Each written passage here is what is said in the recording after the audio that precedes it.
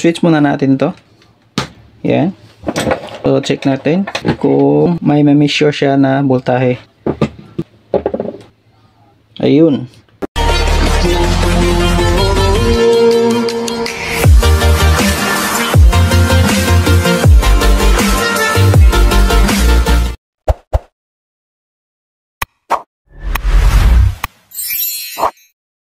Hello mga troubleshooters!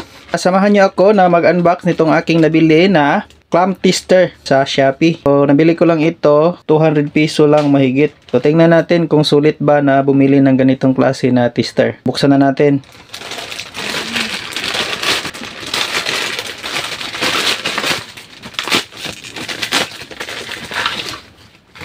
So, ito na.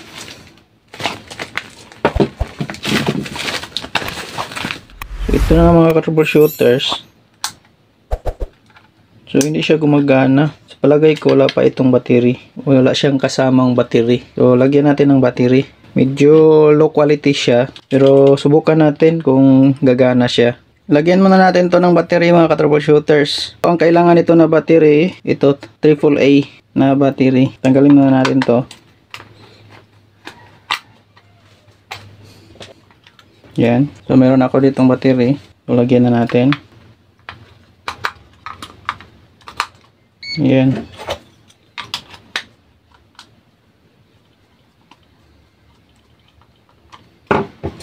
Okay. Ayan. Naka-on na pala. So, gumana na siya. Yan o. So, pwede siya magamit pang reading ng resistance hanggang 200K. Mayroon din siyang buzzer. May diode din siya. Ito diode. Ito pala yung kanyang hold. Pwede rin siya pang check ng battery hanggang 600 volts or DC volts. Pwede rin siyang i-check ng voltage, AC voltage hanggang 450 volts. So, dyan. Pwede rin siyang pang measure ng current hanggang 400 ampere. So, pwede rin siya mas-set sa 200 at saka 20 amperes. Yan. So, subukan natin gamitin kung talagang gagana siya. Subukan natin to sa resistance. So, tanggalin muna natin to. Itong kanyang wire, medyo low quality siya. Yan o. Medyo manipis yung wire.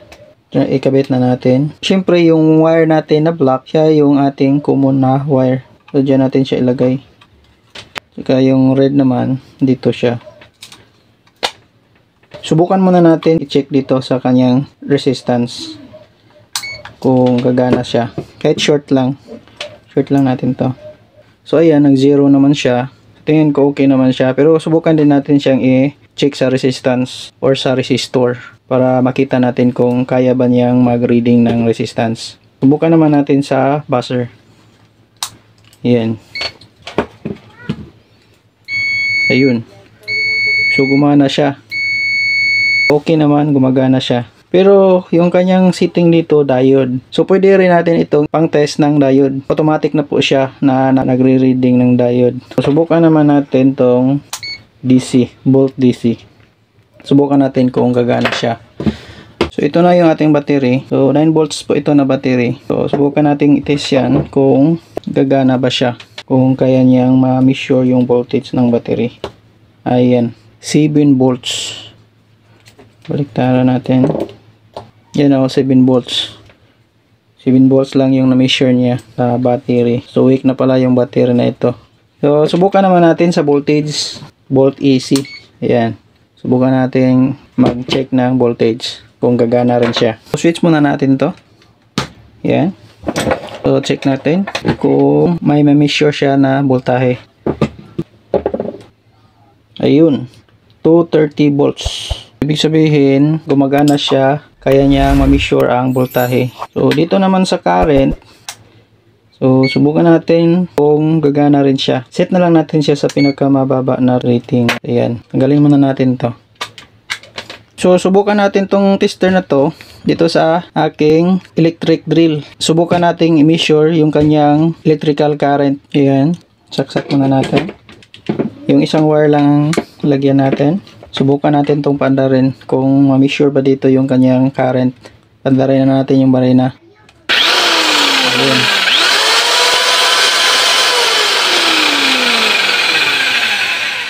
So ayan, okay naman siya, gumagana. So ibig sabihin working yung ating kilometer, working din yung ating voltahe. At nasubukan na rin natin dito sa volt DC. So gumagana rin naman. Yung sa resistance sa buzzer, okay naman. So far so good. Okay naman siya. Kung gagawa tayo ng DIY project, ay meron na tayong magagamit. Kung malilit lang ang mga trabaho, walang problema po. Pwede na po nito pagtiyagaan. Kaysa bumili kayo ng mamahalin na hindi naman nyo palaging ginagamit. So kung gusto ninyong bumili nito mga troubleshooters, ilagay ko na lang po yung link dyan po sa description box. Kung mahilig po kayong magbuting-ting ng mga gamit katulad po nito, ay marami na po ako mga na-upload na mga video about sa troubleshooting o pag-repair ng mga gamit.